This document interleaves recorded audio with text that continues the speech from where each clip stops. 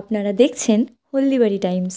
আরজি করে মহিলা চিকিৎসকের মৃত্যুর ঘটনা নিয়ে প্রতিবাদে সরব হয়েছেন সমাজের সর্বস্তরের মানুষ।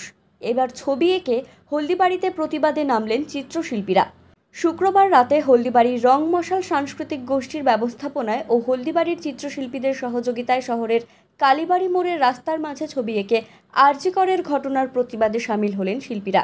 এদিন শহরের রাস্তায় রং তুলির ক্যানভাসে আরজি কর কাণ্ডের নির্যাতিতার মৃত্যুর বিচারের দাবি জানিয়েছেন।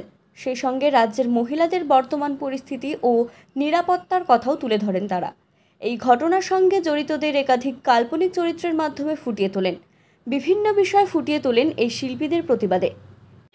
আজকে হলদিবাড়ি রং মশাল সাংস্কৃতিক সংস্থার পক্ষ থেকে আজকের এই প্রোগ্রাম আর কি অনুষ্ঠান। আচ্ছা আচ্ছা, কারা কারা এখানে অংশগ্রহণ করেছে? এখানে হলদিবাড়ির যতগুলো চিত্রশিল্পী রয়েছে আমরা সবাইকে আসতে বলেছি এবং অনেকজনই এখানে এসেছে যারা আজকে এই প্রতিবাদ জানাচ্ছে চিত্রের মধ্যে দিয়ে।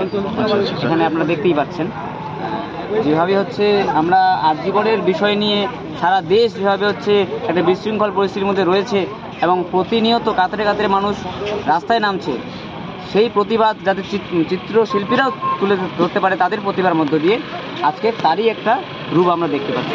এটা কি আজকে প্রথম?